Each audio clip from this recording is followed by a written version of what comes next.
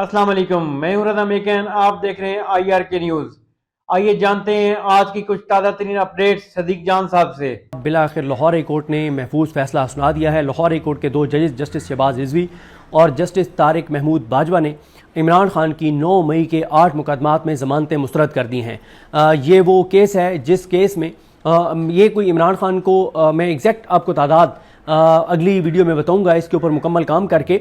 इमरान खान की ये तकरीबन कोई 20-22 केसेस में इमरान खान की 9 मई के केसों में इमरान खान साहब की गिरफ्तारी डाली गई थी और उसमें हुआ यह था कि कुछ केसेस में इमरान खान साहब की ज़मानतें जो हैं वो अप्लाई की गई और पहले मुस्तरद हुई नीचे ATC से और उसको चैलेंज किया गया लाहौर हाई कोर्ट में। और लाहौर हाई कोर्ट के 2 आज़ाद जजेस, मैं उन जजेस के नाम भी आपको दोबारा बताऊंगा।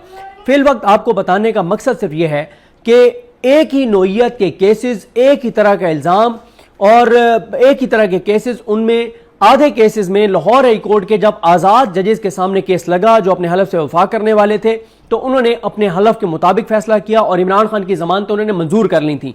और मैं नाम दोबारा कंफर्म करूंगा लेकिन मेरा ख्याल है कि वो 2 जज तारिक सलीम शेख साहब और अनवारुल हक पन्नू साहब थे। फिर वो फैसला सुप्रीम कोर्ट में चैलेंज हुआ लेकिन सुप्रीम कोर्ट ने वो फैसला बरकरार रखा और सुप्रीम कोर्ट ने मोहर लगा दी कि उन 2 आज़ाद जजेस जो अपने हलफ से वफा करने वाले थे उनका फैसला दुरुस्त है।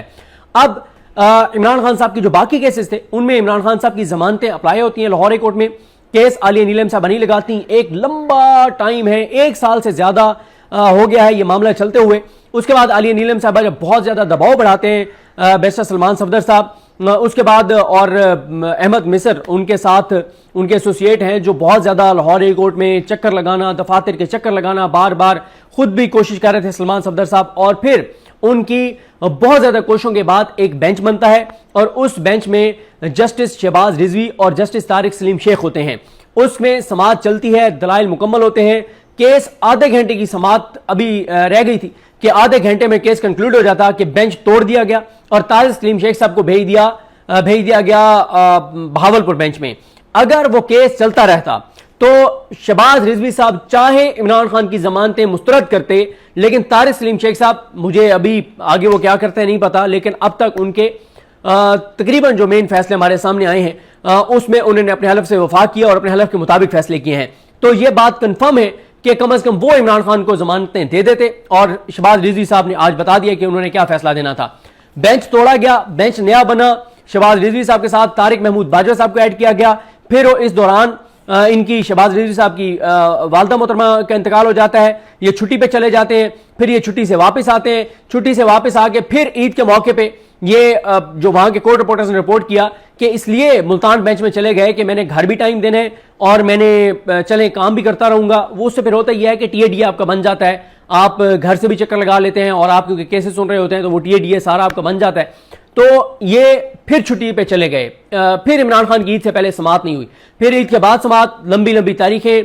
बिल आखिर कल केस का फैसला महफूज होता है, केस का फैसला सुनाया गया है और इमरान खान साहब की 9 मई के 8 केसेस में जमानतें मुस्तरद कर दी गई हैं। इमरान खान साहब इस वक्त अडियाला में 2 केसेस के अंदर जेल में है। एक इमरान खान साहब इन 8 केसेस में जेल के अंदर थे, दूसरा इमरान खान साहब अलकादिर केस की कन्विक्शन में जेल के अंदर है। अलकादिर केस की भी सूरत हाल आपके सामने है कि कितनी ज्यादा तगोदो करने के बाद, और credit goes to Aleema Khanum Sahiba, Naureen Niazi साहिबा और डॉक्टर उज़मा खान साहिबा, इन 3 बहनों को यह क्रेडिट जाता है कि इन्होंने बहुत ज्यादा फोकस रखा, ये बहुत ज्यादा इन्होंने दबाव बढ़ाया इस्लामाबाद कोर्ट पर और इनके दबाव बढ़ाने के बाद जाकर और केसेस लगा। लेकिन फिर जो है वो एक जस्टिस मोहम्मद आसिफ छुट्टी पर चले गए। फिर 11 को PTI ने वहां बहुत प्रोटेस्ट किया और 11 को समाअत रखी गई 26 जून तक। और फिर इससे पहले जिस बुनियाद पर वो केस डिले हो गया था कि नैब ने स्पेशल प्रोसिक्यूटर की तैनाती करनी है, लेकिन इस वक्त तक अभी तक नैब के स्पेशल प्रोसिक्यूटर की तैनाती नहीं हुई। अब 2 केसेस में इमरान खान जेल के अंदर है, अलकादिर केस की कन्विक्शन में और 9 मई के केसों में। अब 9 मई के केसों में तो इमरान खान की जमानत मुस्तरद हो गई है। अब जो इमरान खान की जमानत मुस्तरद किया है जस्टिस शहबाज रिजवी ने और जस्टिस तारिक महमूद बाजवा ने, अब ये फैसला चैलेंज होगा सुप्रीम कोर्ट में। एक बात आपको ध्यान में रखनी चाहिए कि ये आज फैसला एक ऐसे वक्त में आया है और इतने मशकूक अंदाज में आया है जब chief justice Pakistan justice Yahya Khan Afridi खुद लाहौर में मौजूद हैं। ये एक इसको सोशल मीडिया पे जोड़ा जा रहा है आपस में कि इनका दोनों का आपस में लिंक है। मैं नहीं समझता इनका कोई लिंक है, क्योंकि उसकी वजह यह है कि पहले भी जो याहिया अफरीदी साहब इधर बैठे हुए थे तो इमरान खान साहब के हक में हाशिम खान गागर साहब के बेंच ने एक फैसला दिया, लेकिन फिर मसला यह है कि उस केस में और इस केस में फ़र्क ये था कि इस केस में इमरान खान साहब जो हैं अगर आज उनकी ज़मानत आ जाती तो फिर एक ही केस में उनको जेल में रह जाते, उसकी नोयत मुख्तलिफ थी। ये बहुत इंपॉर्टेंट केस था इमरान खान की रिहाई के लिए। इमरान खान की रिहाई के लिए दो अहम तरीन केसेस में से एक केस में इमरान खान के खिलाफ ऐसा फैसला आना जो बिल्कुल गैर आईनी गैर कानूनी है, क्योंकि उसकी वजह यह है कि इमरान खान साहब के इन्हीं केसेस में, इन्हीं इल्जामात पे, इसी नोयत सेम केसेस में इमरान खान साहब की जमानतें हो चुकी हैं। तो फिर ये कैसे मुस्तरद हो गई, तो और फिर एक ऐसे वक्त में कैसे मुस्तरद हो गई जब चीफ जस्टिस पाकिस्तान जो है वो लाहौर में मौजूद है।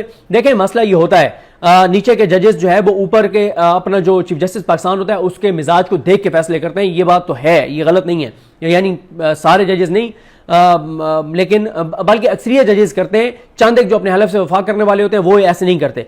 ये इसलिए इंपॉर्टेंट होता है कि अब लाहौर हाई कोर्ट के जजेस को पता है कि हमने अगर सुप्रीम कोर्ट में जाना है तो हमने चीफ जस्टिस पाकिस्तान के वोट से जाना है, उसकी बड़ी इंपॉर्टेंस है उसकी भी। और उनको यह भी बताया कि ये ऐसे चीफ जस्टिस पाकिस्तान है जिनको हुकूमत नून लीग और पीपल्स पार्टी लाए हैं तीसरे नंबर से उठाकर।